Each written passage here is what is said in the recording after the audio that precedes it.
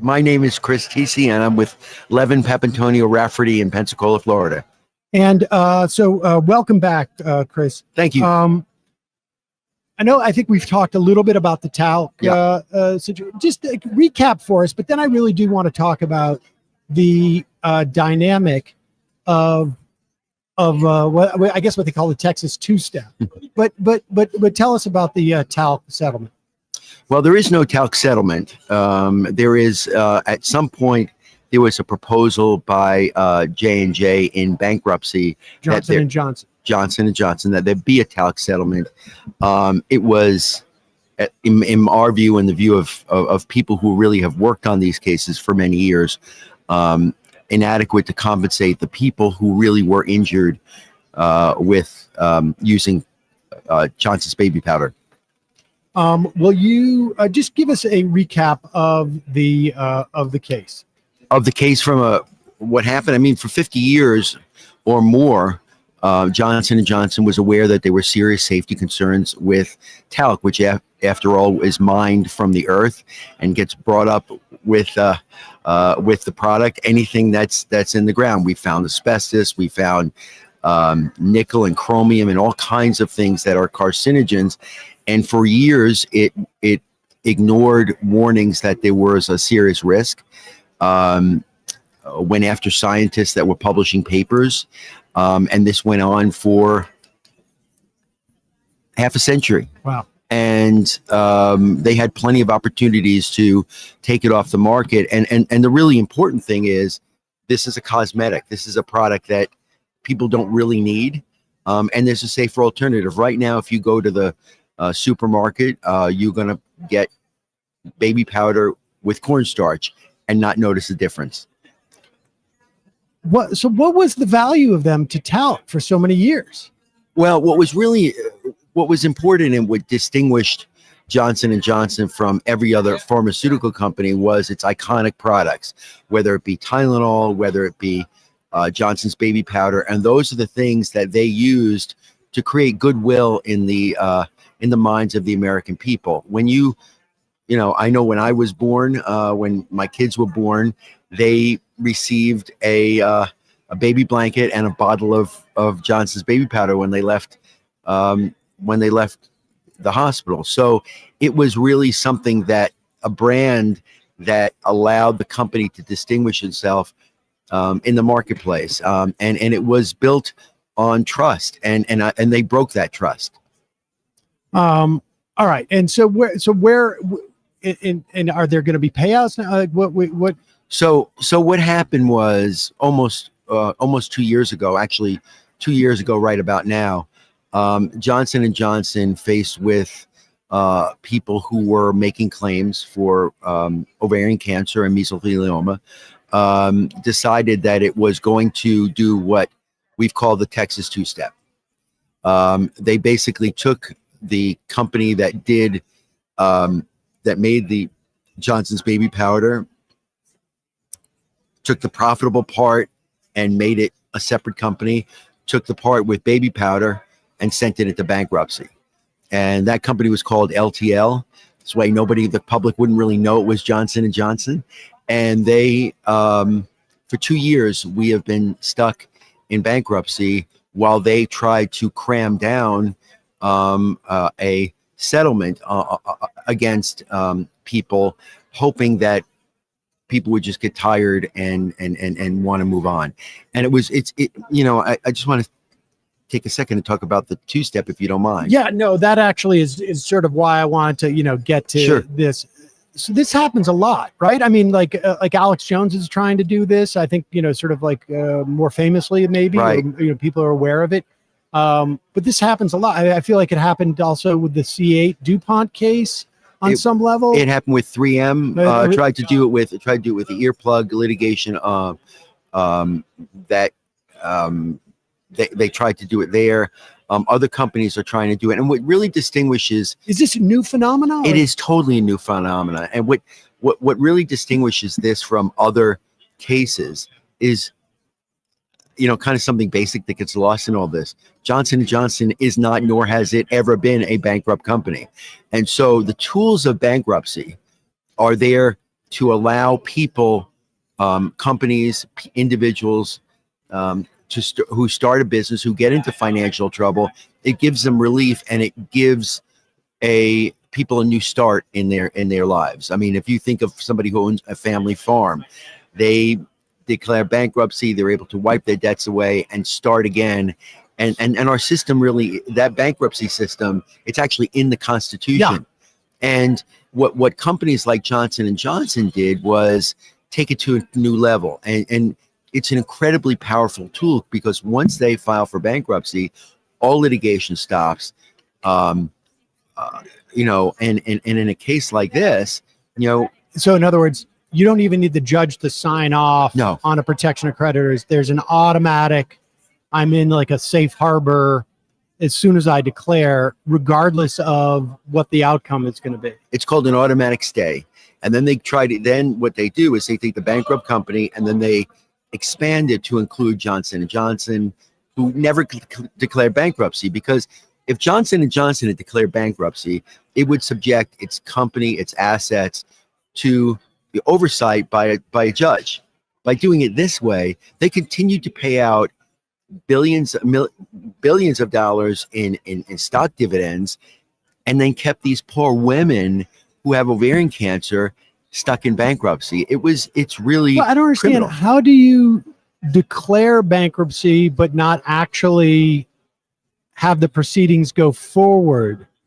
What they did was they took this shell company, they put all the liability in all their talc liabilities into that company, and then they said, well, that company can't pay out its debts, and so now it has to be in bankruptcy. And it's But how do you put your liability into a different company? I would like to do that. I'm watching your face as you're asking me this question, and you're scratching your head saying, how is it possible? Well, yeah. that I you mean, do it? like, is there a way like I can take like my car payments and put them on somebody else You and cannot. say they don't have any money left? You cannot, and that's what was really unique about this. And look, I mean, if Johnson & Johnson was bankrupt, I mean, if its liabilities were greater than its income, or if it wanted to subject itself to the oversight of the court, fine, declare bankruptcy and But we'll do it. how- But it didn't. But how do you like transfer those liabilities? That's what's going on here, right? Yeah. I mean, it's not the bankruptcy. LTL or whatever the company is may very well be bankrupt, but what was their one function to do? Just to buy other people's liabilities? I Yes. mean, that's not. It seems They like made no products. They had no employees. I mean, they had a few employees basically to administer. LTL stands for Legacy Talc Liability. Okay, that's what the company was for. But how do you, as someone who like I brought suit against you, Right. how do you say like, okay, the part of me that you brought suit against, I've transferred that to another person?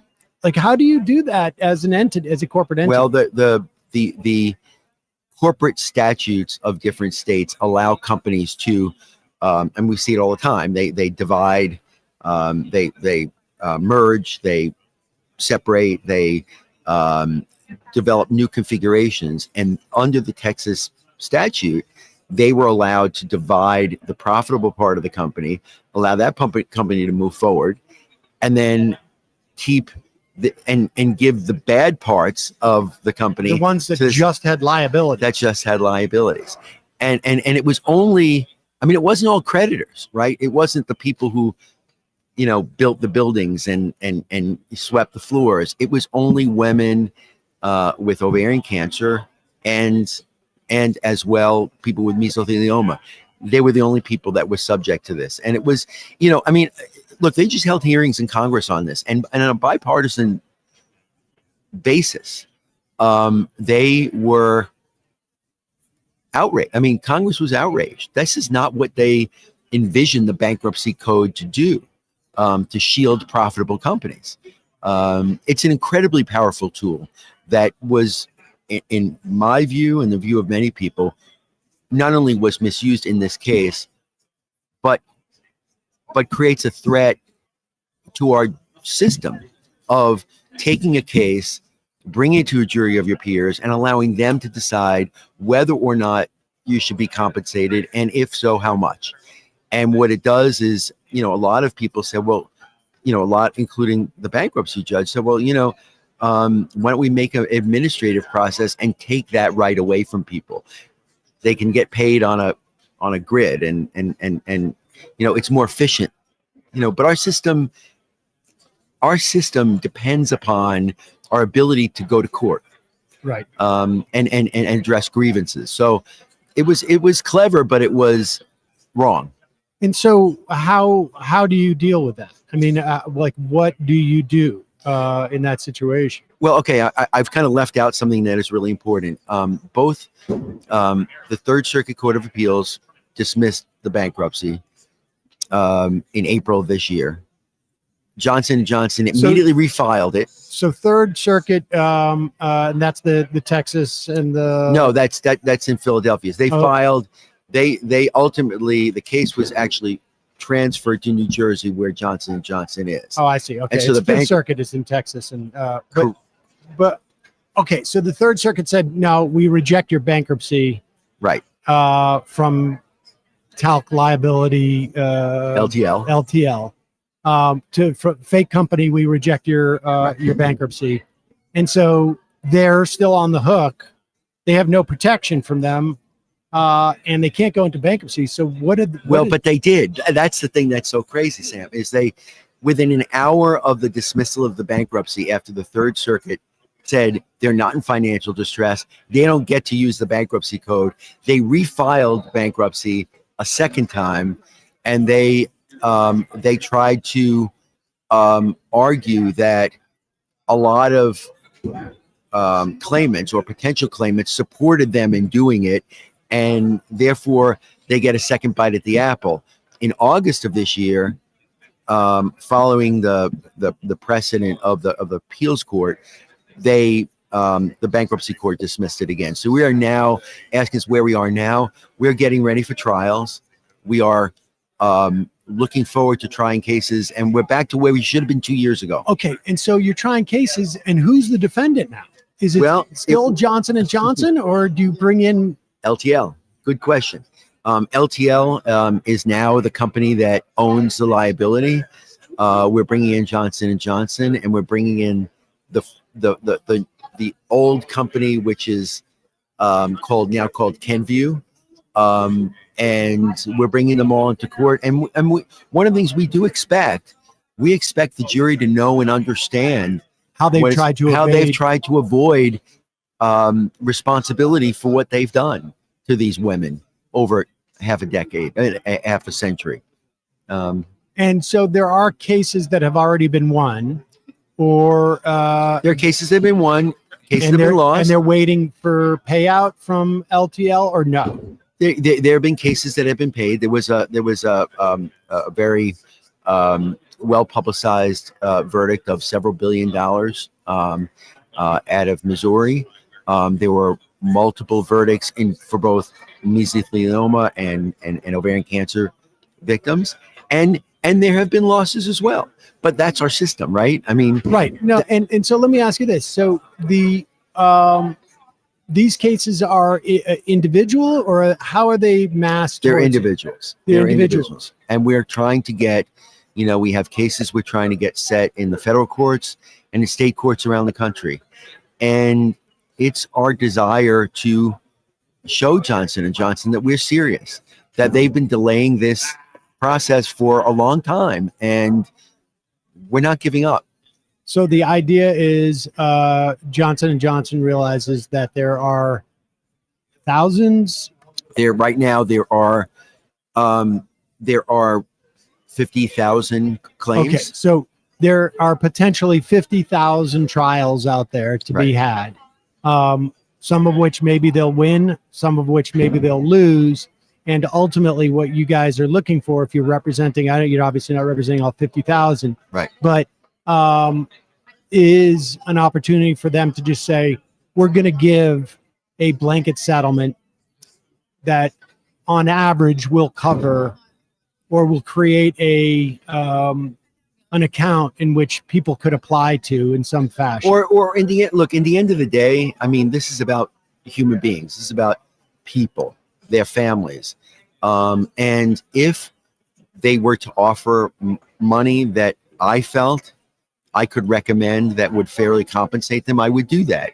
And so if they made, like they do in many mass tort cases, I mean, there are cases that are larger than this in terms of the numbers.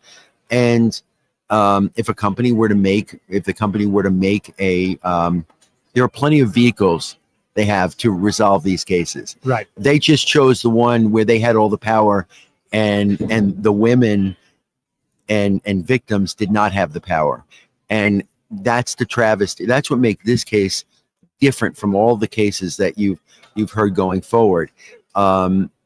You've heard in the past, and a profitable company. I mean, Johnson & Johnson is a $500 billion company that has a rating, a financial rating better than the United States government, right? And the idea of Johnson & Johnson using the bankruptcy code is just wrong. Right. We don't do that in this country. I mean, we pride ourselves in the fact that, you know, individual people who are your neighbors can resolve disputes. And they wanted to take that away because they're big and powerful. And we said no. And so when will you have a sense of, like, I mean, it sounds like the attempts to plead bankruptcy are sort of over with, right? I mean, how many bites at that apple? You know, at one point they eat the core and there's nothing left. They have shown themselves to be shameless. So what they do, we will deal with it as it comes. I feel like whether it be our elected representatives or the public are kind of turning on them for what they've done. And I think the public has got it right. And I am pleased that people are outraged by what they've done. And so, you know, is there a possibility they try to do it again? Sure, they could try to do it again. And, you know, we will take that as it comes. But right now, we're planning on going to trial. Great. Well, Chris Tisi, thank you so much for your time today. I really appreciate it. Thank you very much. I really do appreciate it. Always great catching up with you about these cases. Appreciate it. All right.